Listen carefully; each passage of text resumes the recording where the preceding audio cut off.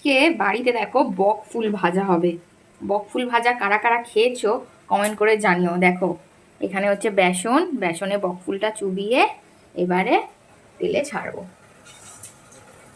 এটা বেশ মচমচে হয় আর খেতে কিন্তু দারুণ লাগে। দেখো বন্ধুরা, তোমাদের তো দেখালামই বক ফুল ভাজা করছিলাম। তো বক ফুলগুলো ভাজা হয়ে গেছে, একেবারে মুচমুচে কুড়মুড়ে, দারুণ লাগে। এই সিজনে বক ফুল খাওয়া কিন্তু শরীরের পক্ষে খুব উপকারী। তো আমাদের বাড়িতেই ওই জন্যই বক ফুল আনা হয়েছে। দারুণ লাগে এমনিতেও খেতে। তোমরা সবাই ট্রাই করো কিন্তু।